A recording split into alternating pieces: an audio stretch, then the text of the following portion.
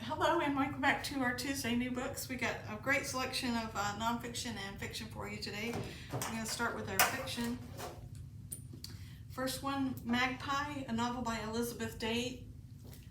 She has almost everything the rest she'll take.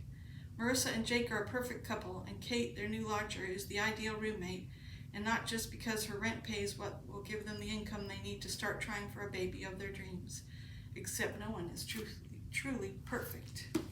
The Fervor, a haunting, harrowing slice of historical horror conjured by a masterful storyteller.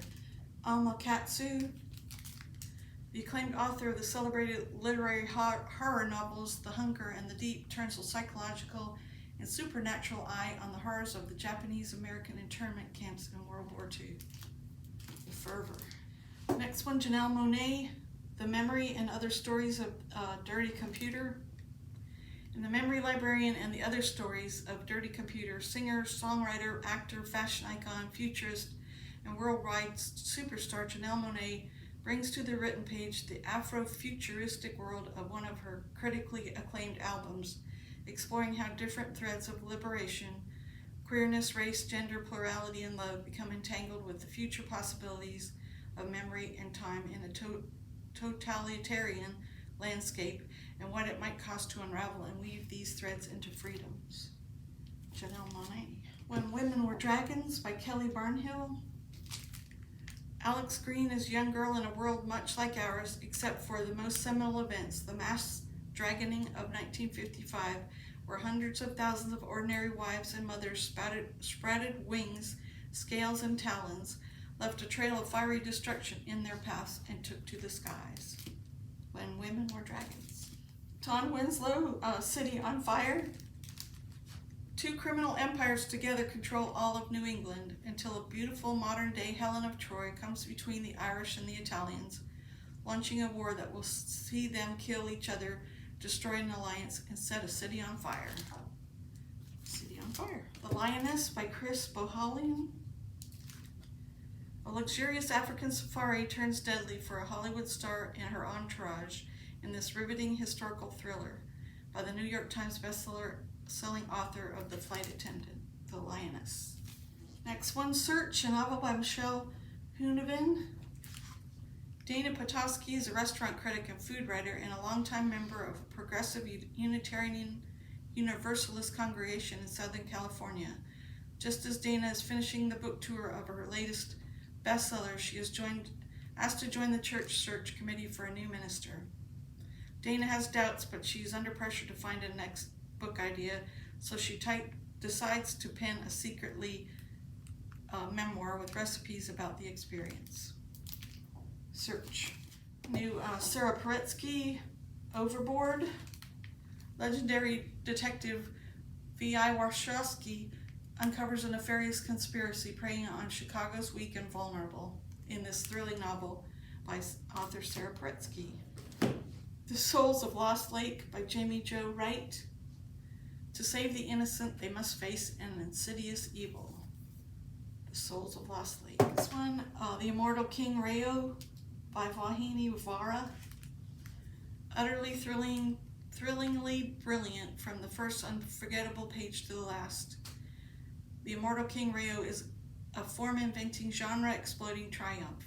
Vahini Vara's bravura debut has reshaped my brain and expanded my heart.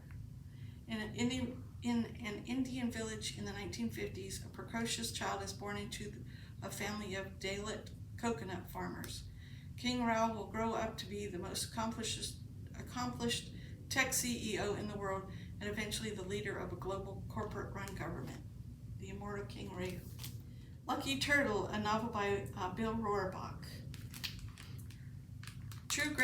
Two great love affairs, one between characters, the other with the wilds of Montana as its original inhabitants knew it, surge through this engaging, audacious novel.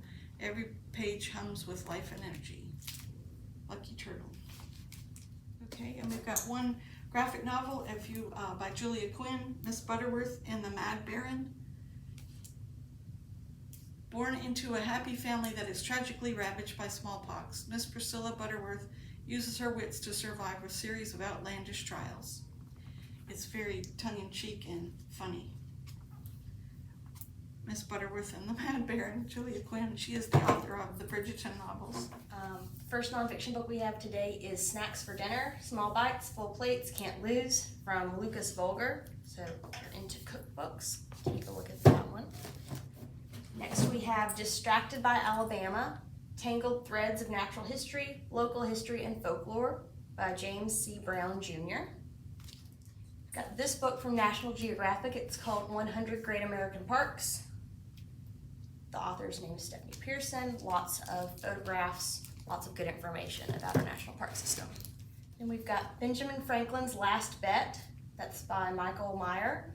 The Favorite Founding Fathers, Divisive Death, Enduring Afterlife, and Blueprint for American Prosperity.